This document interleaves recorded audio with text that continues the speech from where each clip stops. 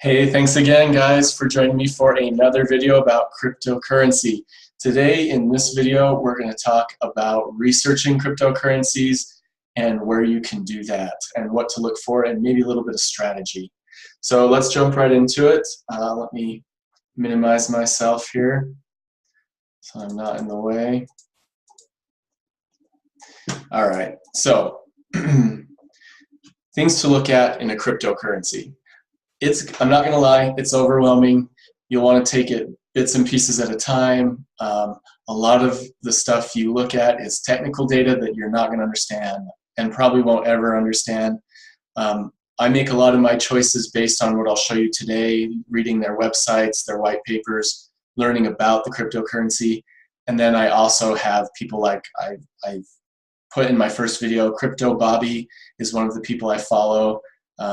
It's interesting to hear what he says. It's always good to have friends that do this. You can bounce ideas and theories off of them. I have a good friend I talk with. And then I try to listen to as many other things as I can. If I'm looking at a new crypto, I usually will Google like the pros for it, but then I'll also try to find articles against it to try to understand why people don't like it or why it wouldn't work. So those are some of the things I do. So today I'll show you where I do some of that research. Some of the things you want to look for in a currency is why was it developed and what is its purpose. Every day, dozens and dozens of new cryptocurrencies are coming out. So at this point, you need to know why a cryptocurrency is unique before you want to start putting money into it. Because at this point, we have plenty of currencies. I don't think in the future, when cryptocurrency catches on, I don't think there's still going to be 100 cryptocurrencies because we're not all going to want to be carrying around a bunch of currencies. I mean, I don't carry a yen, a euro, all that in my wallet. I carry a dollar, right? So there will probably be currencies that are specific to certain niches or for certain activities, but generally day to day, I don't think everyone's going to have a bunch of different currencies.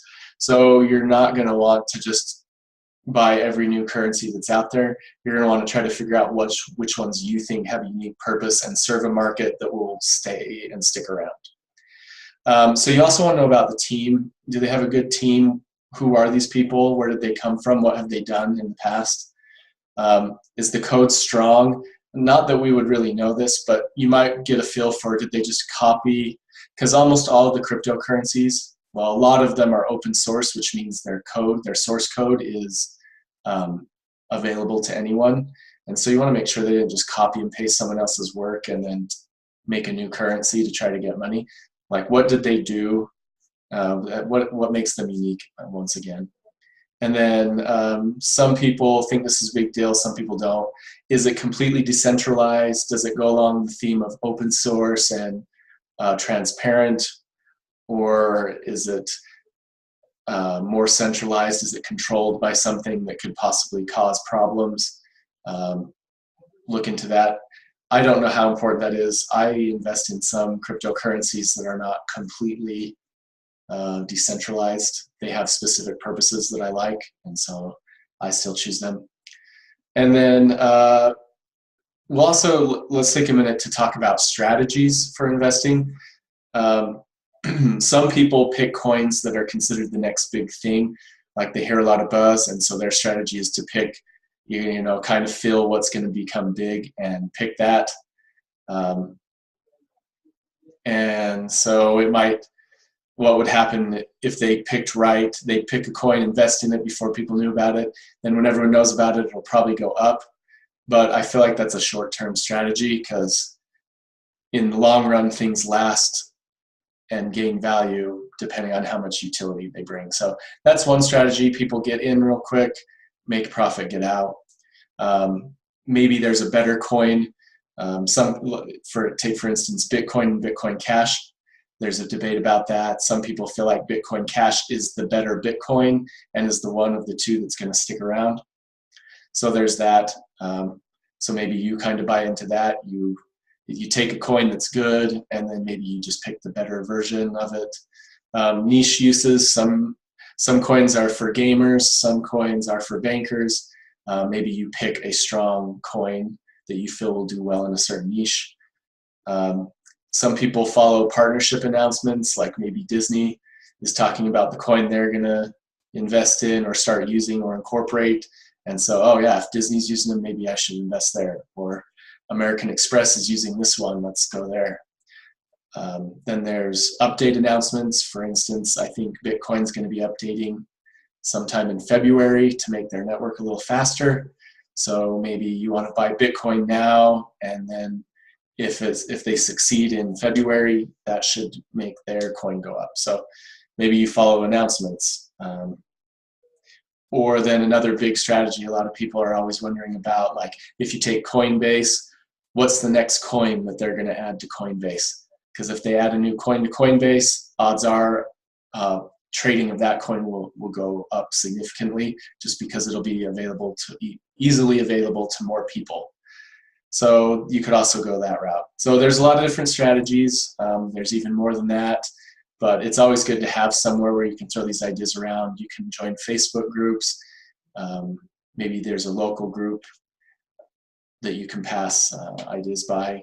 Find a friend, get into it with a friend, and then start going to town. All right, so let's step out of this and look at some of the resources I use. So get ready to make some bookmarks in your browser. I keep these bookmarked under a folder I call cryptocurrency, and I keep all my websites for cryptocurrency in that folder. The three main places I go for research are what I'm going to show you today. I'll put a link to them in the description so that you don't have to try to remember their names. But OnChainFX, this is a great place. I mostly use this one simply to look at what's happening in the market today. It ranks them as far as who's doing well. So it comes up with its own ranking. And then you can resort it by market cap or the 24-hour exchange, and then it's got like these daily movers over here on the side, shows who's like tearing it up that day. And then if you click on an asset, or you can also flag your favorites, and then you can click on an asset and it will give you a summary. So you can read like, oh, hey, what is Bitcoin? And then here's a blurb on what Bitcoin is. And then it gives you the typical charts. Just like if you were looking up a stock, it's going to give you at a glance some pretty good stuff. If you want really detailed stuff about a coin, I like to go to the coinmarketcap.com. This is great. You can search any coin. So like if I do XMR, which is Monero, you can click on it, and it gives you links to Monero's website. It'll give you announcements, message boards. You can chat. You can look at the source code if you're that smart. And then you can look at the charts. And then I really like markets. If you hit the markets tab, it tells you where you can buy it right now, Monero. Because some coins, if you get into the real obscure ones, you're going to want to know where you go to buy it, because it's not going to be just anywhere.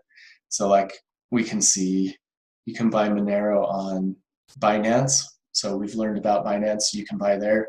Another big one is Bittrex, Poloniex. That one's a good one too. And not only that, but it gives you its little symbol.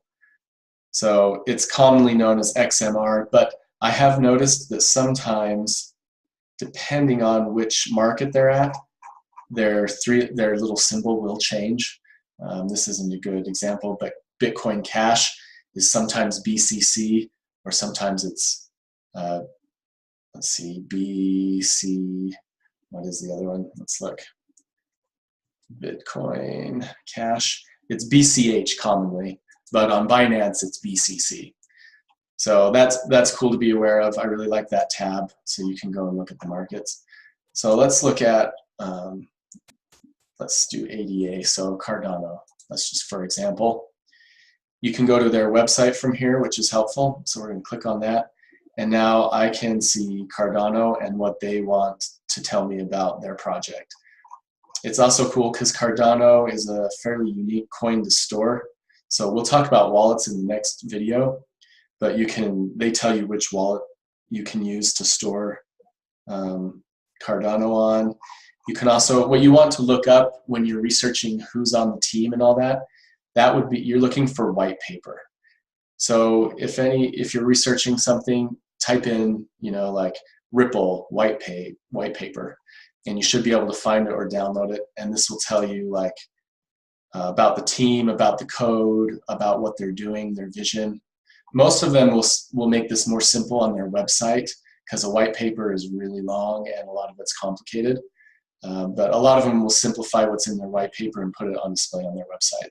But right here you can see there's like 5 academic papers that they have for Cardano, and then you can learn about their philosophy. And then they even have a learning tab. So what is Cardano? So their website is a great resource typically for learning, and you can always find their website on the coinmarketcap.com. Another thing to look at is you can see the circulating supply, and you can see what the max supply will ever be. So with Cardano, it looks like 45 billion tokens will be their max supply. So they have more, there will be more of Cardano than there will be of Bitcoin. Will that affect the potential value of Cardano? Yeah, probably. So you might want to take that into account. You can see how much is circulating right now. So they're circulating quite a bit. There's more Cardano than Bitcoin. Like you can see there's 31 billion out there right now. You can see the circulating supply. You can see the 24-hour volume, like how much Cardano has been traded in the last 24 hours. And you're looking at almost $300 million worth of Cardano has been traded in the last 24 hours. So you can see if it's moving, you can see what's happening really easily, and then obviously it'll tell you it's up and down for the last 24 hours and its current price. So I really love coinmarketcap.com. There's a lot of useful information here. Moving on, the next thing I like, this is for obscure new coins, but it's coinschedule.com. This talks about new, what they call ICOs, so new coin offerings. So what's going to open here in the future. So you can kind of take a look at the new upcoming coins that are opening or are going to open, and it categorizes them like, look, we've got GameFlip, which is a gaming and virtual reality token. There's finance tokens, that's Gibrel network token. So if you want to click on it and learn more about it, you can see. And then you can see the start date, and you can see it's live right now. So these are the 3 main sources I use for looking up a coin. But like I said, I use Crypto Bobby a lot to hear what's going on and just get another opinion on what's going out and happening on the market. All right, so I hope that helps a little bit as far as getting oriented, and will help you as you start to hear about coins and want to check things out. So use these resources, and for sure comment below if you have another source that you love to use and you would like to share with other people. And once again, please like the video if it helped you out, and please subscribe to my channel, and feel free to share it with anyone who you think might find it useful as well. Thanks for watching, guys.